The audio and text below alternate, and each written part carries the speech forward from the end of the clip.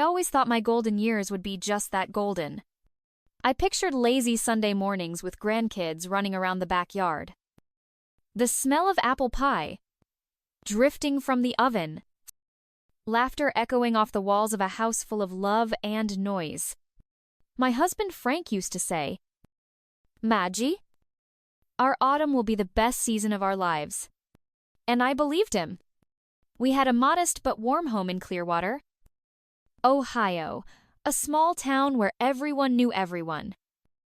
And the mailman still waved from his truck. Frank had been my high school sweetheart, my only love, my steady hand through all of life's storms. But life, as it does, had other plans. 5 years ago, Frank died of a heart attack. It was sudden. He collapsed on the third hole at Willow Creek Golf Course. Just like that, my future turned to ash.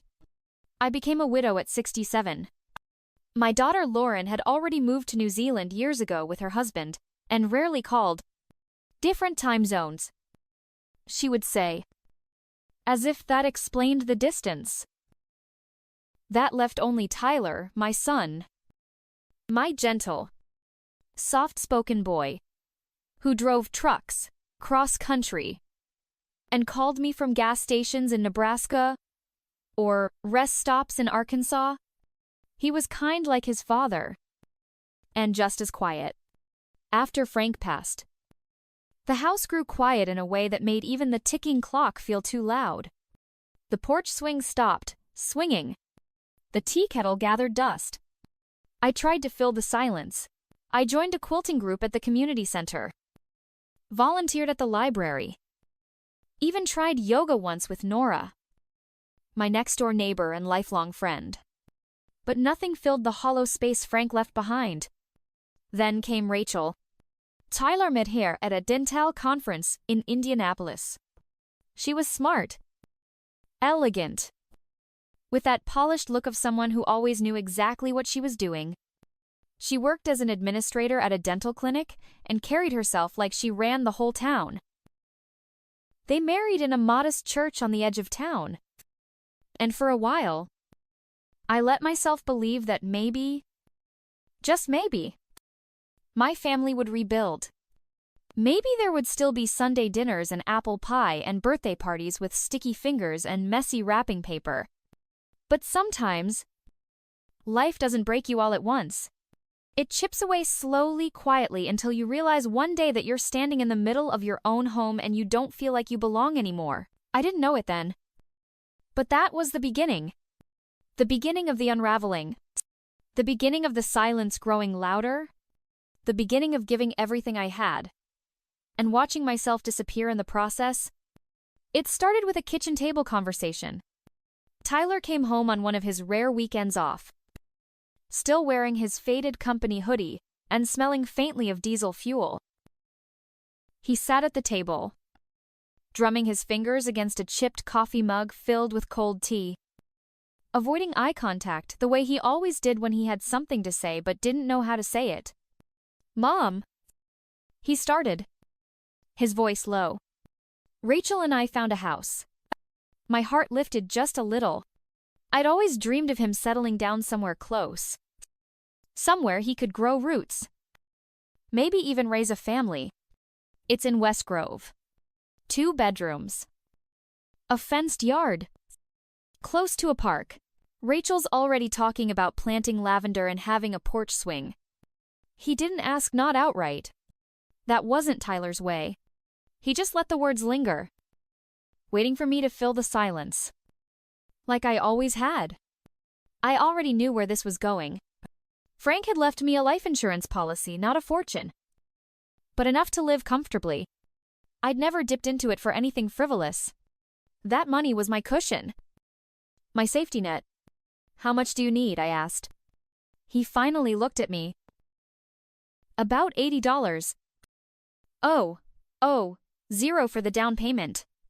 I didn't hesitate. I didn't ask for a repayment plan or interest. I just nodded. Because what else was that money for?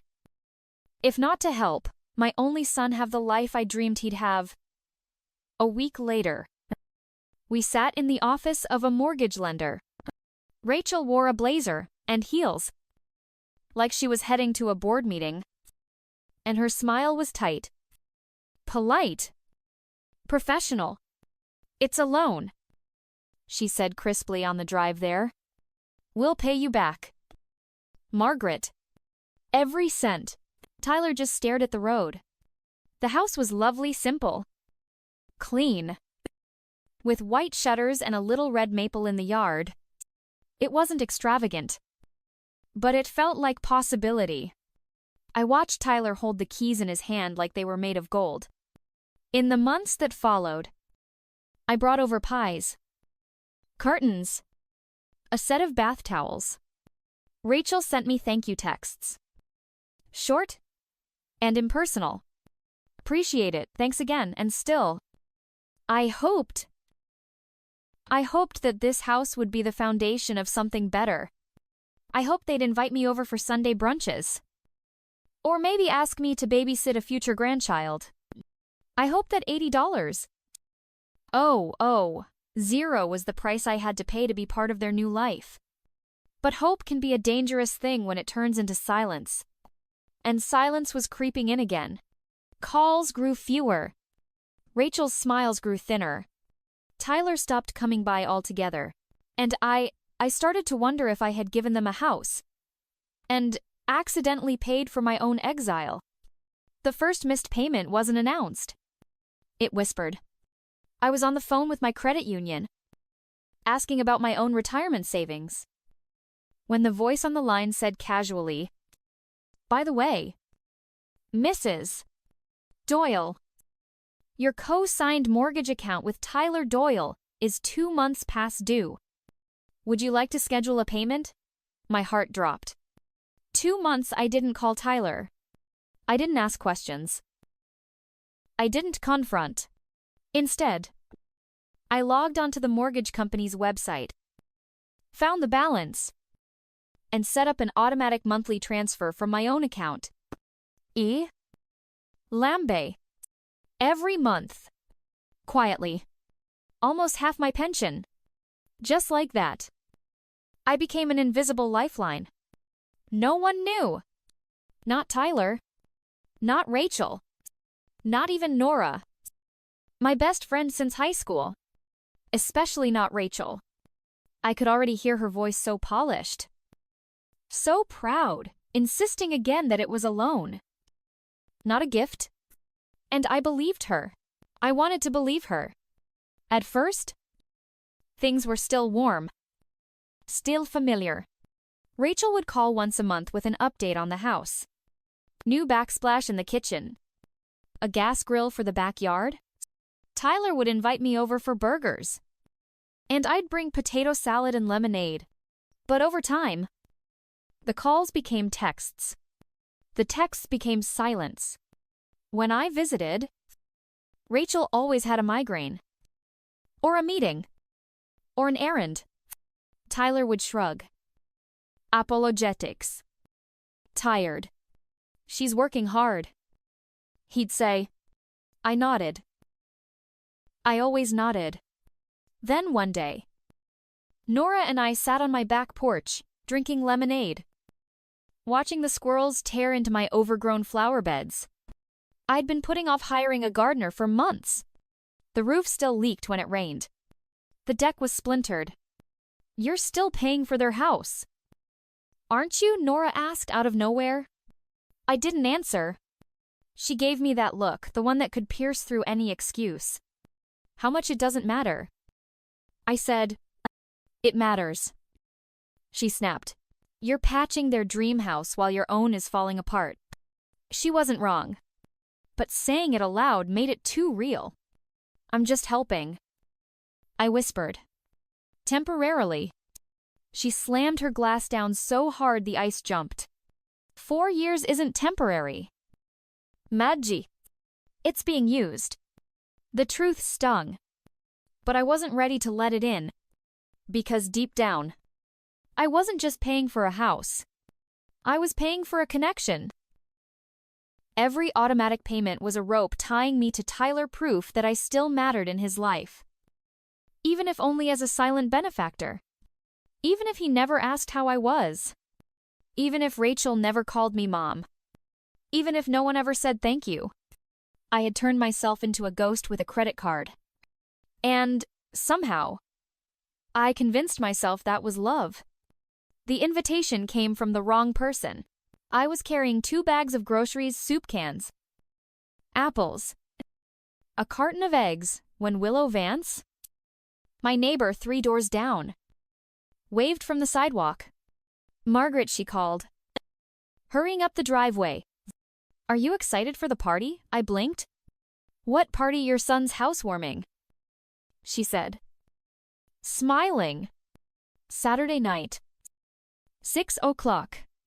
Rachel dropped by last night with an invite. I gripped my grocery bag tighter.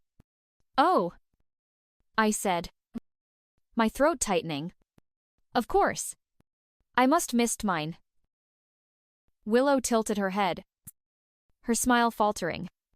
They delivered them by hand. I stood there on the steps of my own home-cracked porch boards, peeling paint, while the truth sank in like cold water down my spine. They had invited the neighbors, but not me.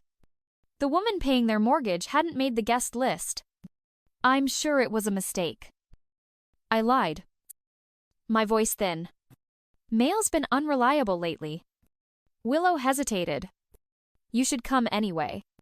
She leaned in, her voice softening. You know, show off the house you paid for. I managed a weak smile and nodded. I'll think about it. All week. I wrestled with the decision. Show up uninvited and risk humiliation, or stay home and let them pretend I didn't exist on Saturday. I pulled out the navy blue dress Frank used to love, the one with the pearl buttons. It hung a little loose now. Grief and time had carved their own shape into me. I wrapped a silver serving set in tissue paper and tied it with a ribbon. It had cost me nearly everything I had saved for porch repairs. But I wanted the gift to be perfect. Not out of pride. Out of hope. Hope that showing up might mean being seen. Willow picked me up in her dusty sedan. She was bright in a sunflower yellow dress, bottle of wine in hand. When we arrived, the street outside Tyler's house was lined with cars. The windows glowed. Laughter spilled onto the lawn. Inside, strangers mingled in a living room. I didn't recognize sleek furniture, abstract art, expensive light fixtures. I stood clutching the gift box like a lifeline. Then I heard my name.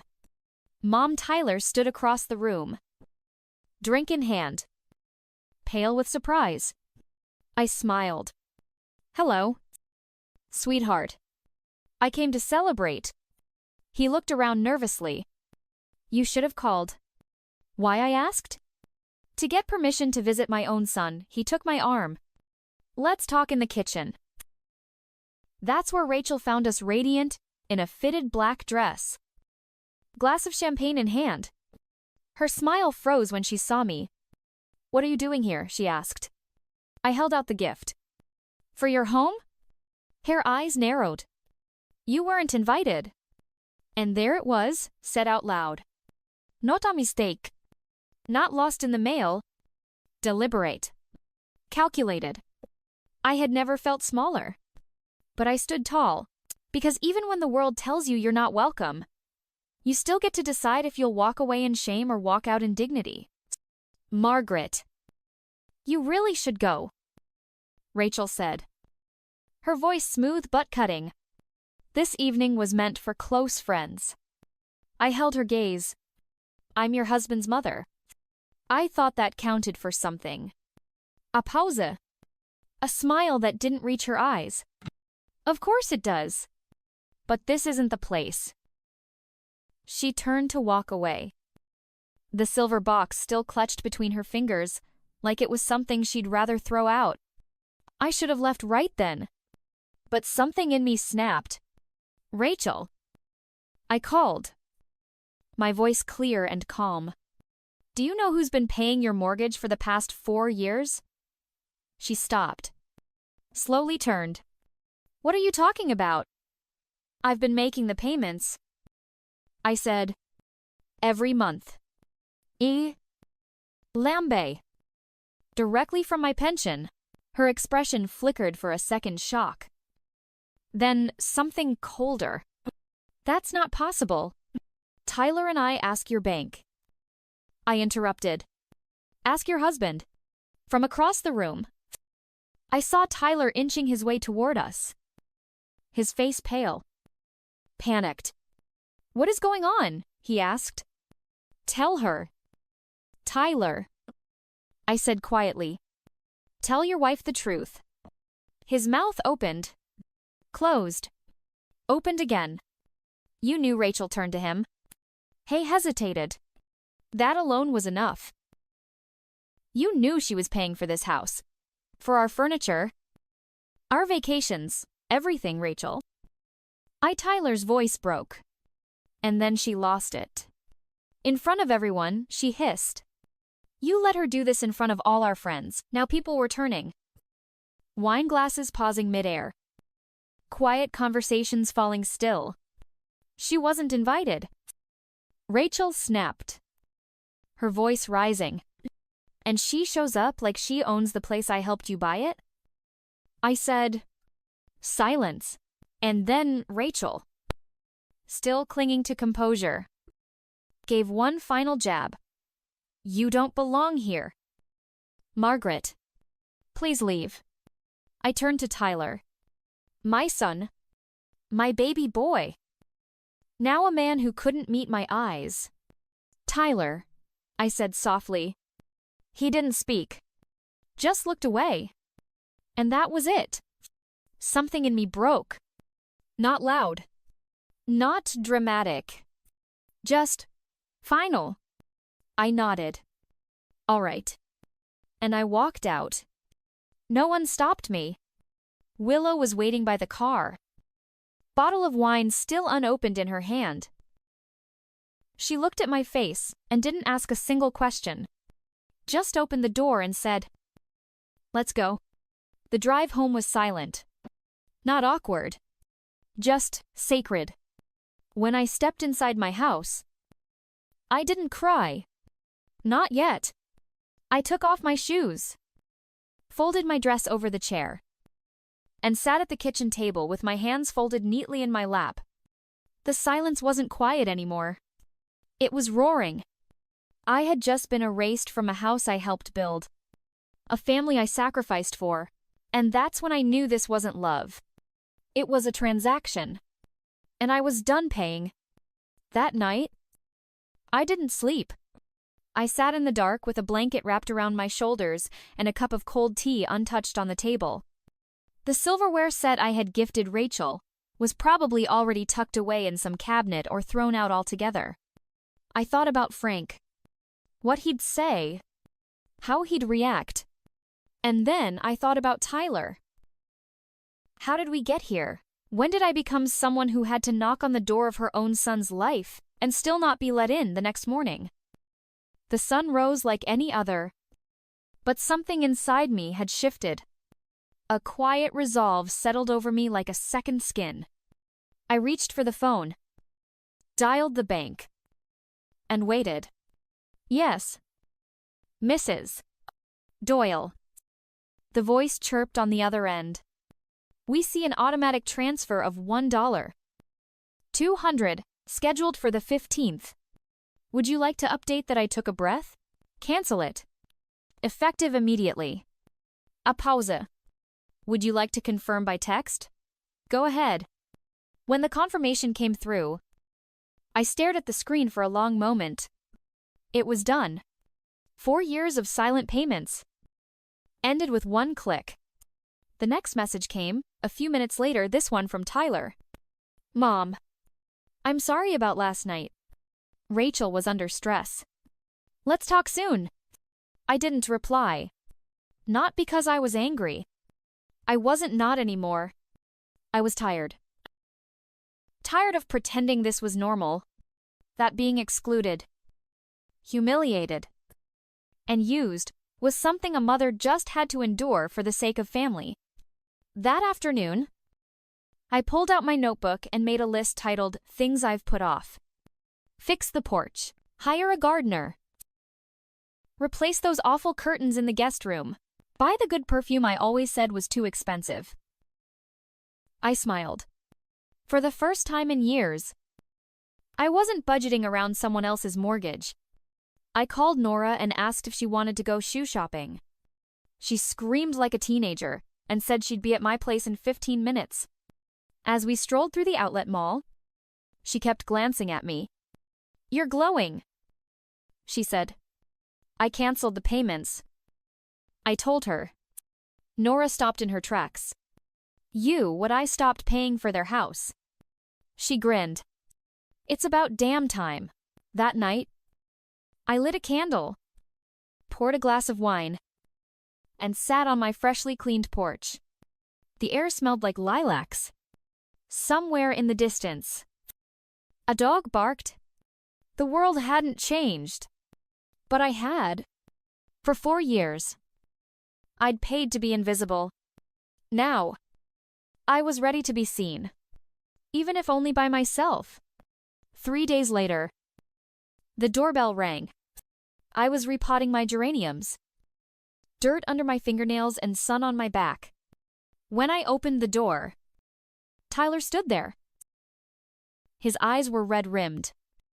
His shirt wrinkled like he'd slept in it or not at all. "Mom," he said. "Can we talk?" I stepped aside and nodded toward the kitchen.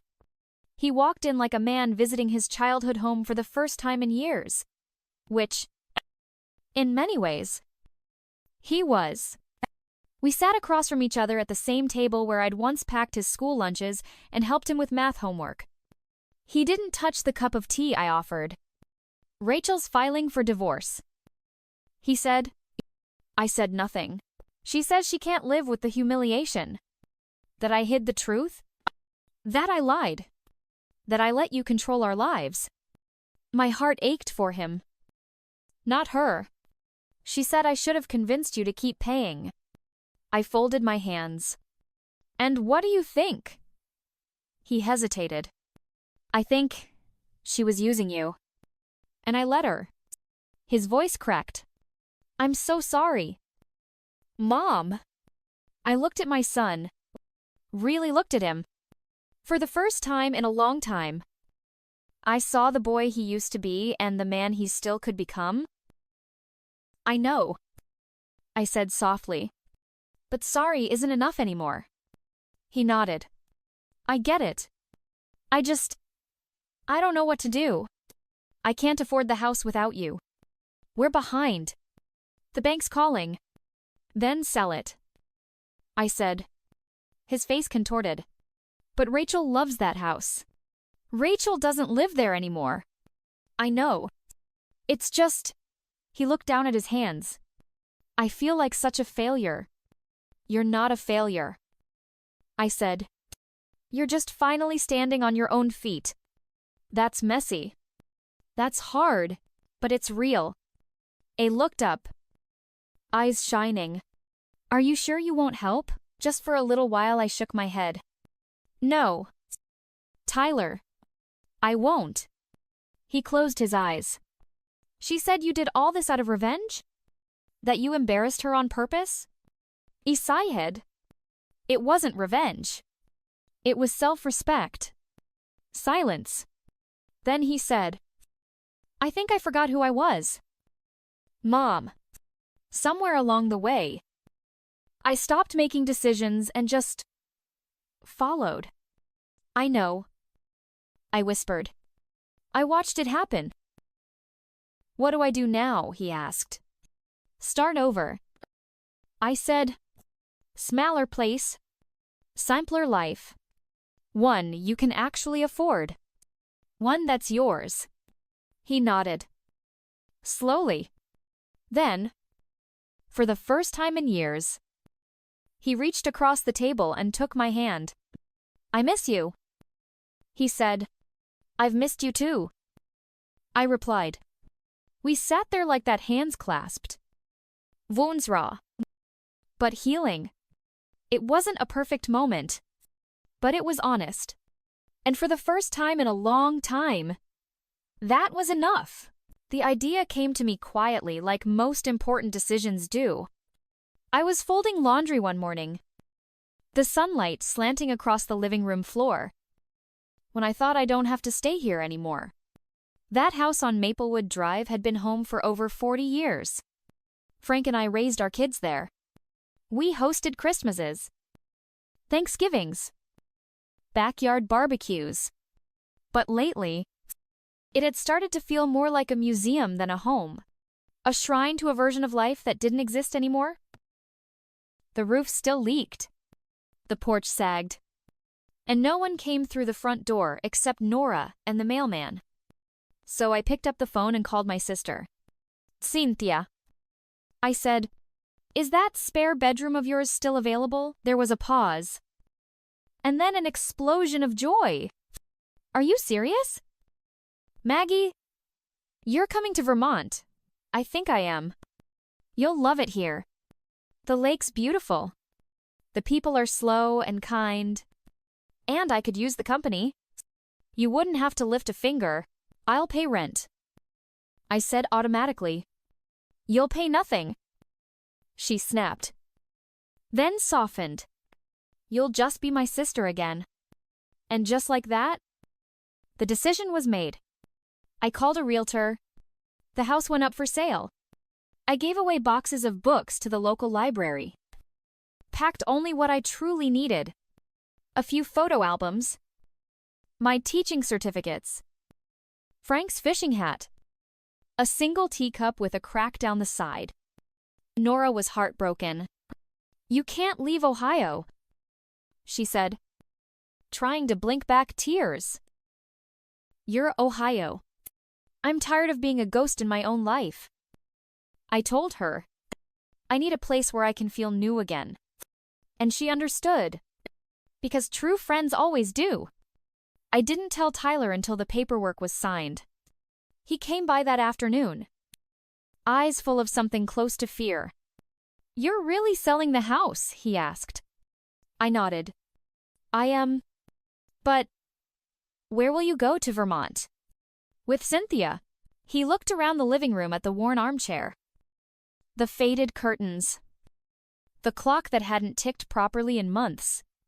"I thought this place meant everything to you." "It did," I said. "But people change. Seasons change.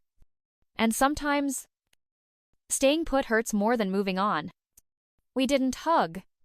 Not yet. But his silence wasn't angry this time. It was thoughtful. Respectful. "You'll visit," he asked finally. "If you invite me." I smiled. He chuckled softly. "I will. I promise." As I watched the moving truck pull out of the driveway 2 weeks later, I didn't cry. I just took one last look at the place I'd given so much to, and whispered, "Thank you." Not just to the house, but to the woman I'd been when I lived there. The one who gave. The one who waited. The one who learned finally when it was time to leave.